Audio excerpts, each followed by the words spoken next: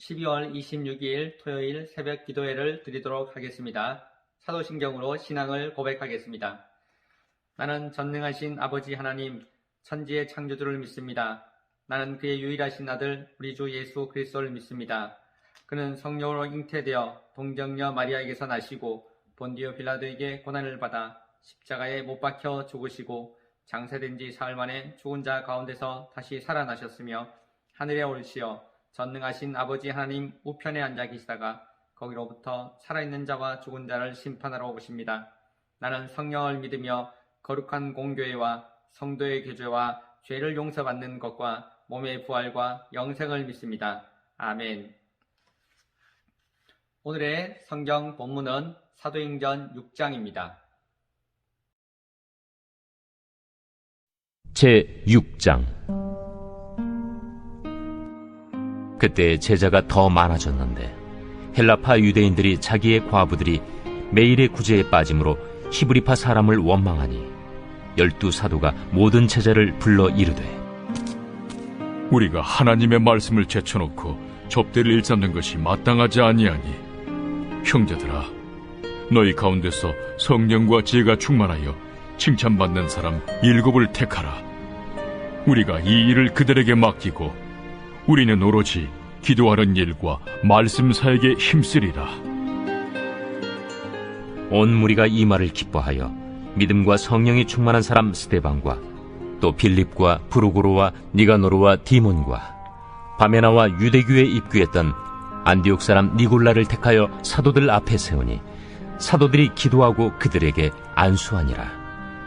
하나님의 말씀이 점점 왕성하여 예루살렘에 있는 제자의 수가 더 심히 많아지고 허다한 제사장의 무리도 이 도에 복종하니라.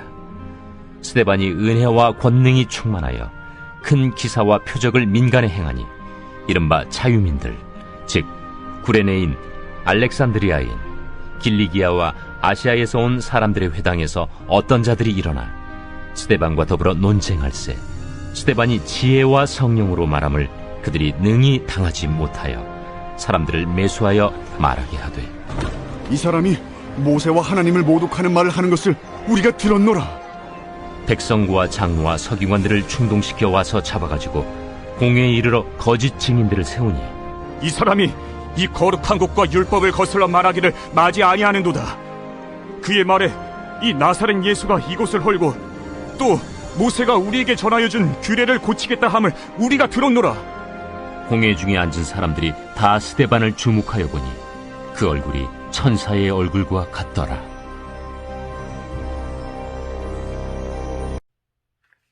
사도행전 1장 8절의 말씀을 통해서 예수님은 우리에게 제자들에게 선교의 명령을 하셨습니다. 예수님은 제자들이 세상 끝까지 땅 끝까지 나아가서 증인이 되라는 말씀을 하셨죠. 예루살렘과 온 유대와 사마리아와 땅 끝까지 이르러 내 증인이 되어야 한다는 그 말씀 앞에서 많은 제자들이 열심히 복음을 전하였던 것입니다. 그래서 교회가 시작되었습니다.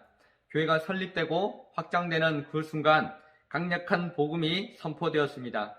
이와 동시에 교회는 폭발적인 성장을 할 수가 있었습니다. 그런데 예루살렘 교회는 자연스럽게 성장을 이룬 것이 아니었습니다. 오히려 외적인 핍박과 내적인 시련을 거치면서 더욱더 성장할 수 있었습니다. 외적인 핍박은 어떤 것입니까? 사내들인 공회의 명령으로 사도들이 체포되는 일들이 있었습니다. 그러나 주님께서는 모든 사도들을 풀어주셨고 구원해 주셨습니다. 또한 내적인 시련을 겪었습니다. 교회가 겪었던 내적인 시련은 아나니아와 삽비라 사건입니다. 또한 히브리파 성도님들과 헬라파 성도님들 사이에 구제에 있어서 갈등이 벌어진 일을 겪기도 하였습니다. 1절 말씀을 함께 보겠습니다.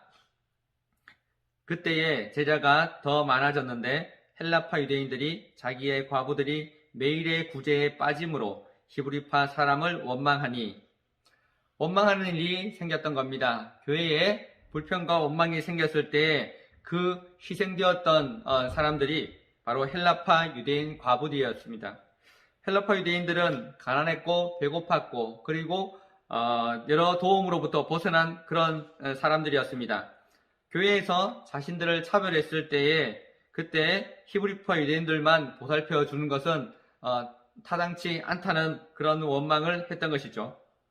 갈등이 불거졌습니다. 표면으로 그 갈등이 나타났었고 교회는 이 문제를 진지하게 의논하기 시작했습니다. 이때 예루살렘 교회의 선택은 본질에 충실하자는 것이었습니다. 2절 말씀을 함께 해보겠습니다. 12사도가 모든 제자를 불러 이르되 우리가 하나님의 말씀을 제쳐놓고 접대를 일삼는 것이 마땅하지 아니하니.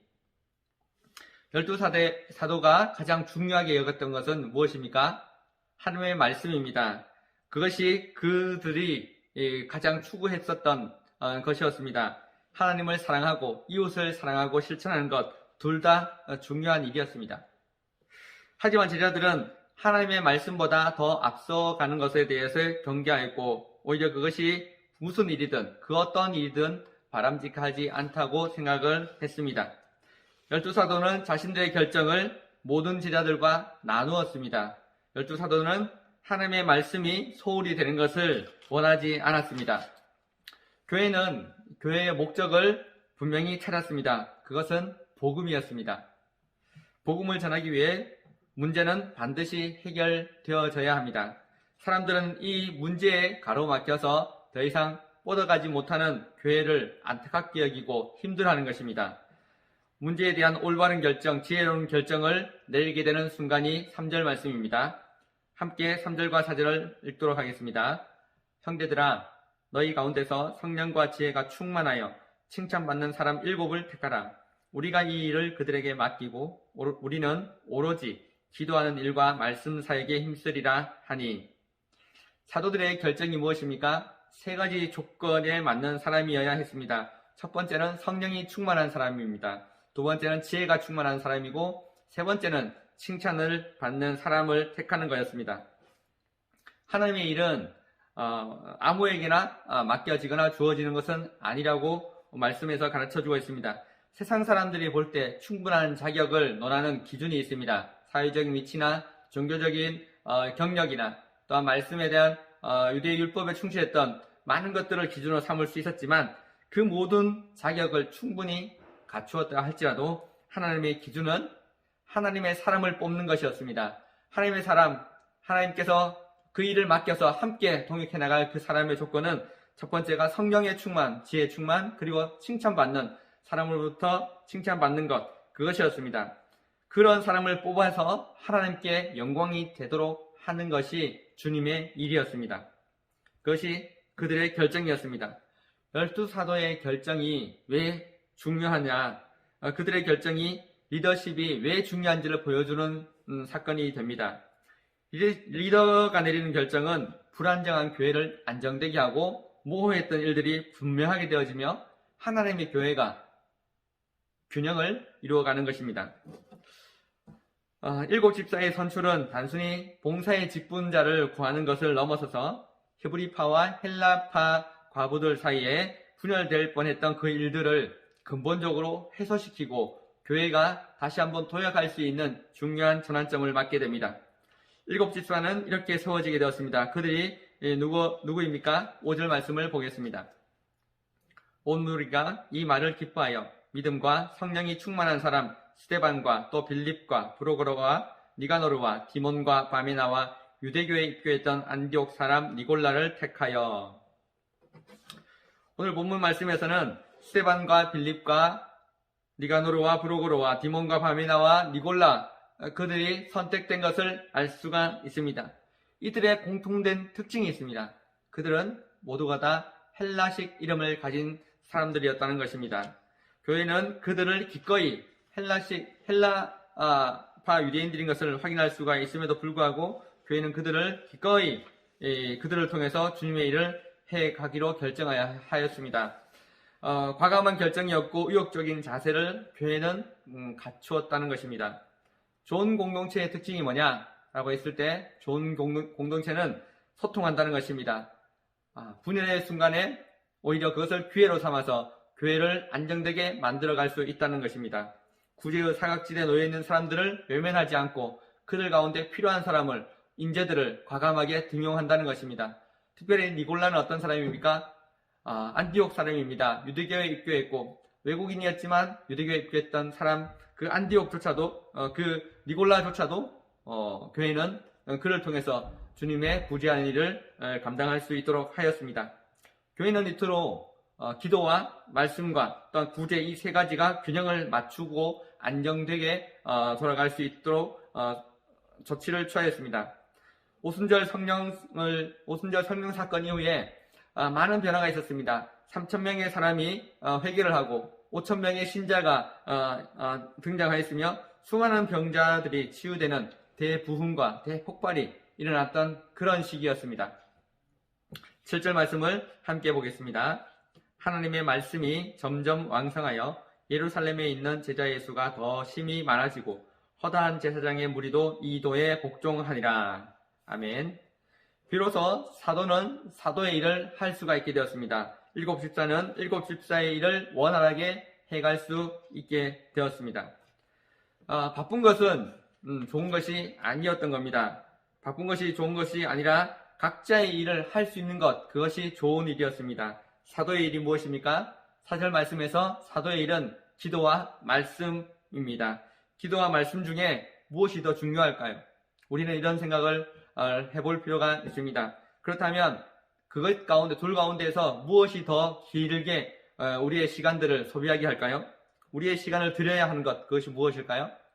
우리는 어쩔 수 없이 기도 가운데 더 많은 시간이 가고 있다는 것을 우리는 알고 있습니다.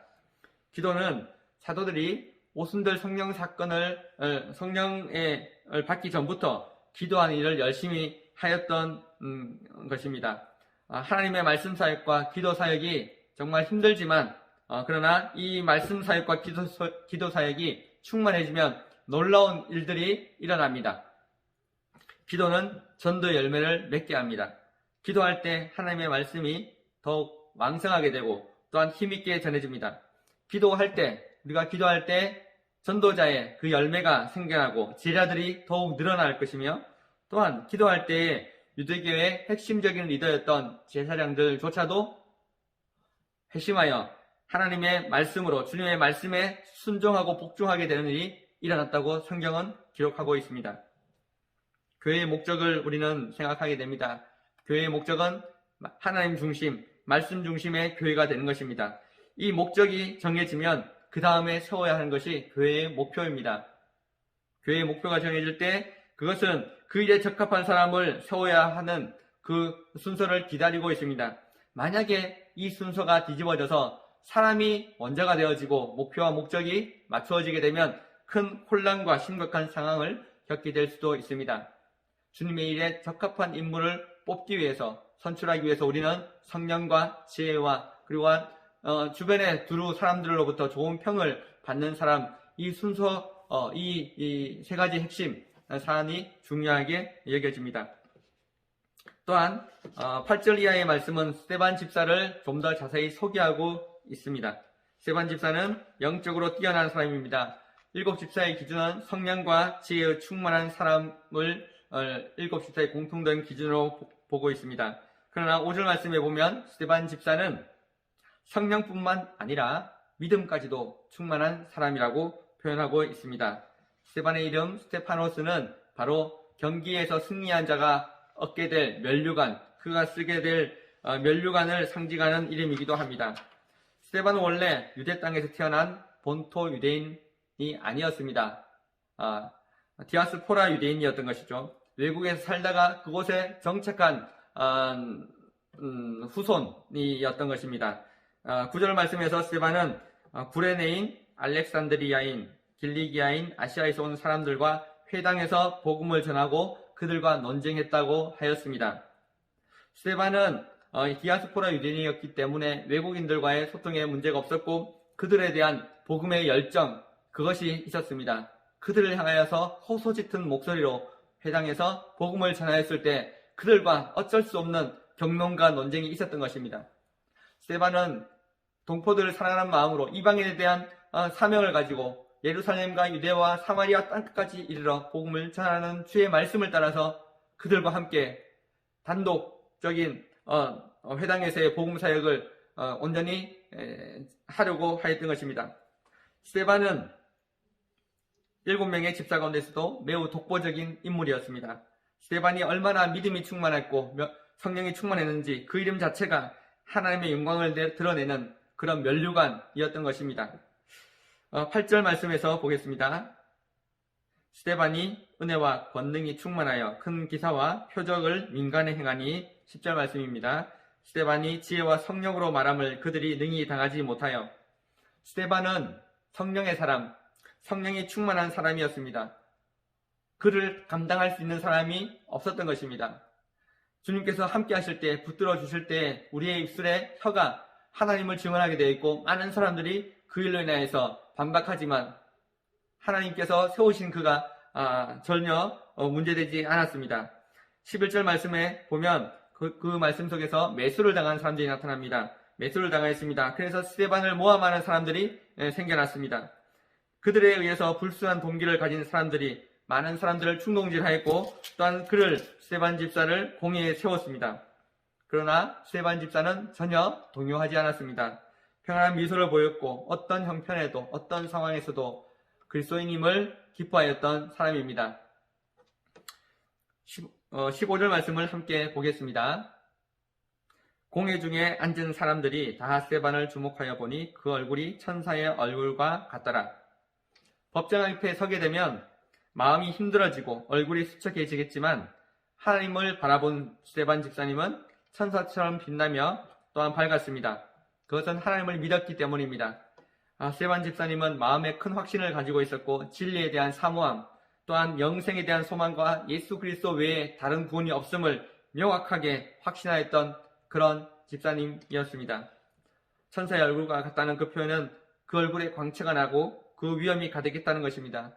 구약시대에 시내산에 모세가 하나님의 말씀을 받아서 시내산을 오른 후에 내려왔을 때 많은 사람들이 표현했던 것처럼 그 얼굴이 빛났다고 하였습니다. 동일한 표현입니다.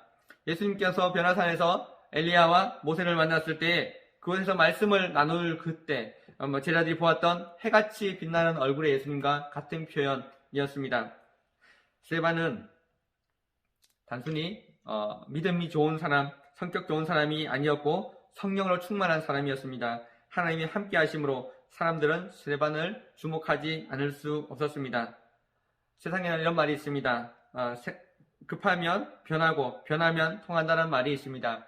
그러나 오늘 말씀을 통해서 하나님의 역사는 교회를 세우고 또한 사람을 은혜로 충만하며 성령으로 충만케 하여서 하나님의 일을 이루어 가시는 것을 우리는 볼 수가 있습니다. 인간의 열심이 아니라 하나님의 열심이 교회를 성장시키고 어려움 속에서도 교회를 교회되게 하는 것입니다. 시간 우리가 함께 이런 교회 되게 해달라고, 또한 교회가 연약할 때에 어려울 때에 우리가 위기 속에서 되살아나는 교회, 어렵지만 그 어려움을 딛고 하나님의 능력으로 살아나며 성령과 믿음이 충만한 사람 되기를 함께 기도하겠습니다. 하나님 아버지 감사를 드립니다. 교회를 통해서 하나님이 교회에 있는 많은 사람들 가운데 성령과 믿음이 충만한 사람을 선택하셔서 교회의 어려운 일들을 해결해 나가셨습니다. 한국교회의 어려운 현실을 주님 이기게 하여 주시고 우리를 드러내고 자라는 것이 아니라 주님 한 분만으로 족하며 우리의 인생 속에서 어찌하든지 주님 앞에 가는 날까지 최선을 다하여 하나님의 몸된 교회, 주님의 몸된 교회를 온전히 섬길 수 있는 우리가 되게 하여 주시옵소서. 스데반 집사님처럼 성령으로 충만하며 그런 일상을 살아갈 때 많은 사람들이 그리스도인이라 칭찬하는, 그리스도인의 충만함을 드러내는 그런 믿음의 사람들 되게 하여 주시옵소서. 감사를 드리며 예수님의 이름으로 기도드립니다. 아멘. 하늘에 계신 우리 아버지, 아버지의 이름을 거룩하게 하시며 아버지의 나라가 오게 하시며 아버지의 뜻이 하늘에서와 같이 땅에서도 이루어지게 하소서. 오늘 우리에게 일용할 양식을 주시고 우리가 우리에게 잘못한 사람을 용서하여 준 것 같이 우리 죄를 용서하여 주시고 우리를 시험에 빠지지 않게 하시고 악에서 구하소서. 나라와 권능과 영광이 영원히 아버지의 것입니다. 아멘.